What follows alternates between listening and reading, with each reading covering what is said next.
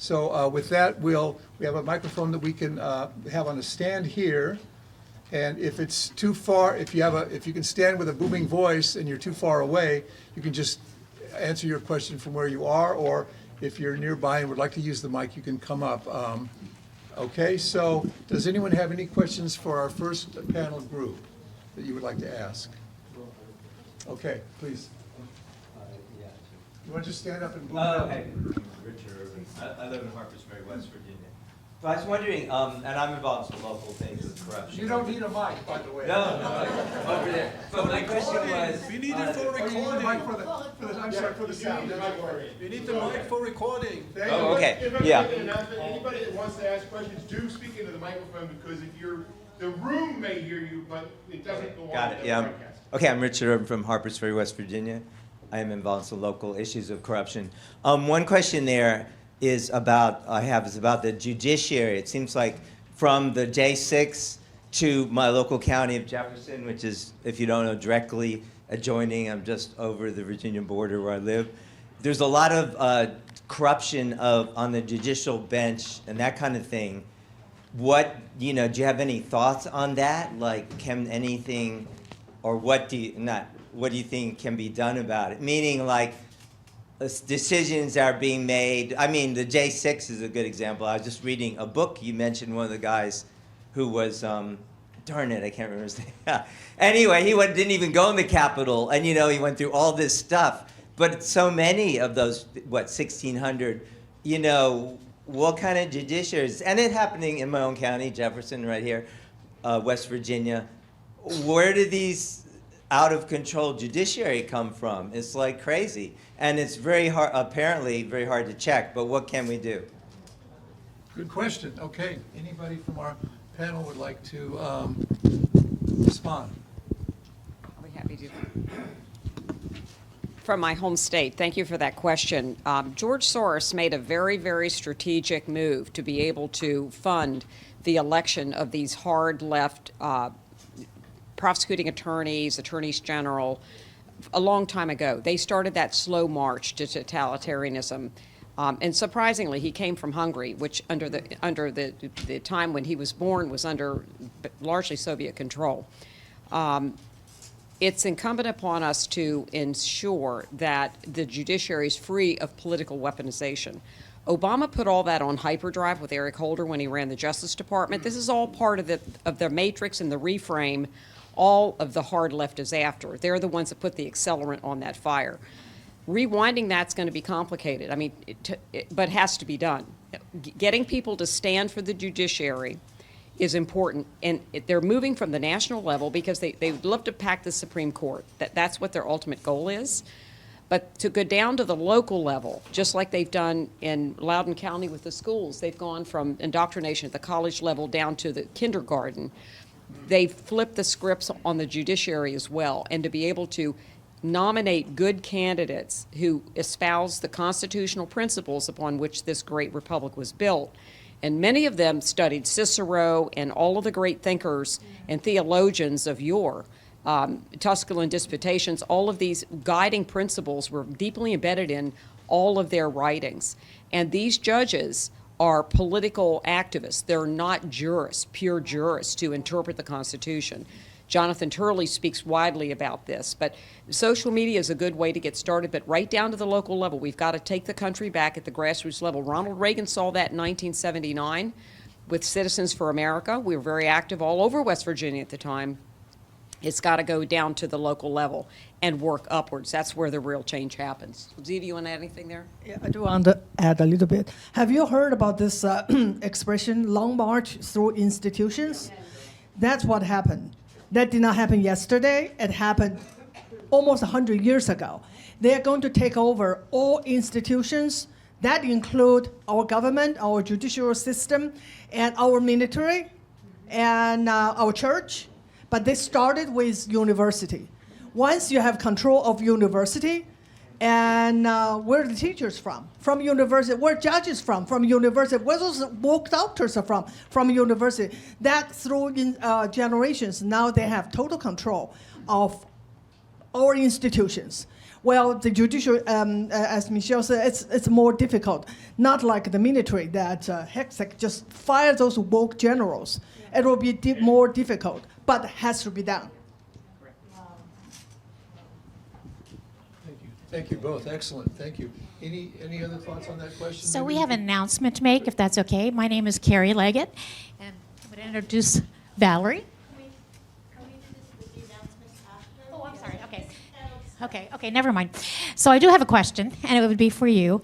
When I was a young girl, and I was about 24, I lived in Denver because of my work, and I met a lot of people that came when the wall fell down later on, and the children were not allowed to go and actually pick their jobs. They were taken away from their parents in like Russia, and they were told what job they would do. If they didn't test appropriately, they didn't get it. So they took them away from their parents, and they put them in camps, and they told them if they were a gymnast, they were a gymnast.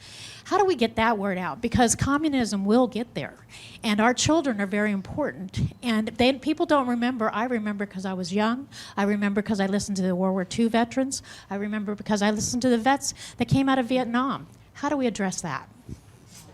Thank you for the question. What country was that again? We didn't. Russia. So Russia. when the USSR and when it fell, when you had East Berlin come down, when they came out of those, and I traveled a lot, just like some of you all did, for my job, and I met people, and they told me their stories, and they told me why they left, the USSR, what happened when the East Berlin came down, and when Putin, left, and what they did to their children during all that time behind the curtains. Thank you. Anyone want to? Thanks for sharing that. I think one of the most important ways that they break families is to take children from their mothers and fathers. When you break that, that's really a holy bond that God gives us, is when we bring children into this world. That's the divine structure of the American family, of the Holy Family, starting with Mary, Jesus, and Joseph, right down to our own nuclear families. And Z will agree with me that to take a child from the family breaks the child. And when you break the child, it's the same thing with all of these terribly dark moments where you see a lot of pedophilia going on. And I had a discussion in the monastery about that this past week with a very, very learned priest. And I said, how do we break the evil in man's heart to not touch a child in such a way, so that they can separate them from the motherly love and the bond with mother and father and their extended family? And it was very interesting. It was obviously a philosophical question about how evil is present. Evil is moving everywhere in the world. Evil moved in the Soviet Union, moved in the Eastern Bloc. It's moving. The enemy's here. It's inside. It's at our front gate, in our front yards. And to be able to preserve the family, that is the holy construct of this republic. And so how we deal with that is we have to bind together in our parishes. Let's not forget that faith was such a sort of foundational principle with our early writings. They knew that the family had to survive in the colonies, and we've gotten away from that. We don't do prayer in school. That was a huge move that they made. I remember when that happened. We've got to bring prayer back to school. We've got to bring civility back to the public square, and we have to fight for our families and to protect our children. Do you want to add anything there? Yes, I do. Okay. Yeah. Breaking up the family or destroy the family is part of the communist goal. And it's said in the Communist Manifesto. But they do it in different way. In China, and a lot of times the family structure is there, but they turn the kids against their parents. And then they turned the family loyalty from each other to the party.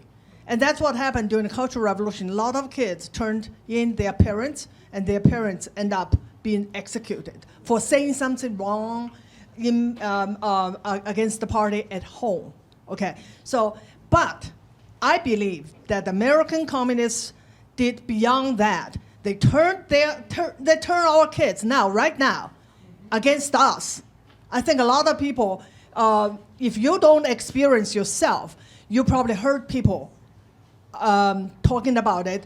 The kids come back from school, especially from university, turned against your values and then treat you as enemies. But more than that, it's more than that. I think just, yes, it's important to tell the stories of what happened in the Soviet Union or in China, but we should focus right here. How they destroy our family in America. They took away the fathers, great society. That program, the welfare, took fathers out of the role is no longer relevant. We have single family, we have generations of mothers with children of different fathers. And now, did you see that heartbreaking video of this little boy, baby, one mama? Oh, yes. And then the parents said, no, there's Dada and there is Papa. There's no Mama. And that's how they destroy our family. More so, I would say more so than in China. Just one footnote to that very quickly. I was astounded down in Vienna, Virginia last year to see at a church on a bulletin board outside, Jesus had two fathers. And I stopped my vehicle and turned around and went back to read that and took a picture of it and sent it to Father Osman. And it tells you it's endemic. If it's reached the churchyard, we're in trouble. The enemy is within. This is the eternal battle of good over evil. The good news is, folks, that we'll win this battle, but it's a battle. But we're ready to engage. So before we move on to this, she wants to follow up once again, and I want to interject just shortly. Sure. You got to understand the problems that have occurred in our families are not only in the schools, but it's also through the courts, crisis, and divorce. And it is massive. So it goes back to the judiciary. It goes back to the agencies under the president, not saying our president, but how much our government has grown. And it has harmed our families in so many ways for generations. And the dependence on the government, the lack of communities stepping up to be able to take care of families in crisis, ends up where the government is taking children. Do you know that there's over 225 million children that have been taken in America since the Clintons were in office? When they did the Family Act and they weaponized crisis. The government owns your children. Then they moved into our schools. So these are really important issues to understand. So thank you, and here's the follow-up question. So the reason I was applying what had happened with East Berlin and what had happened with communist Russia is because when you talk to the youth that came out, they started in the schools, they took away their books, like you said earlier, and they kept telling them things they were going to do. Then they started testing them. And that's what I think we need to get to the youth, because I talked to girls and boys, they were about my age at the time, and they had no choice. If they said, you're going to go work in a mine, you went and worked in a mine. If you're going to be a gymnast, you're going to go do this. If you're going to be a scientist, you're going to do this. So they did it through the schools. They took away all the books, and then they taught them what they're doing like we're seeing today. How do we get that to our youth? How do we tell them that they're working to take away their freedoms? Because the people that actually escaped communist China and East Berlin when it came down, if you talk to the people, they're probably about my age now, they're still battling with that, and they're having problems with their own children. Yeah, no, that's a great question. I want to speak a little bit to what you were talking about, but also my family's been on the front lines of the battle in Florida for parental rights and passing legislation called the Parents' Bill of Rights, and back in 2021 for almost 14 years now. I've been working on that legislation. I've seen my parents go through what it looks like and uncovering what the school system is doing. Not only that, but in the healthcare arena.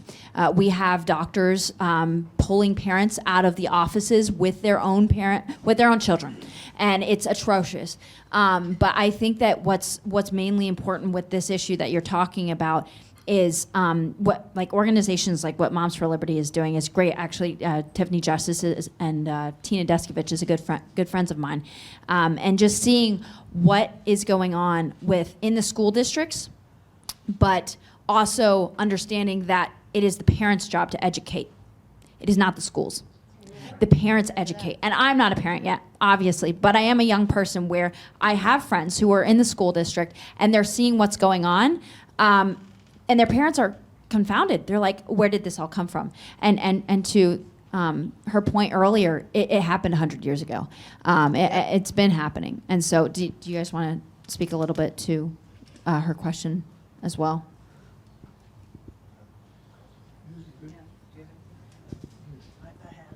So I would follow up and just say that this is a real crisis in our country now, not just in Russia, not only in China back before, but right now. That is why our First Lady did sign with the President the initiative to help the aged out foster care.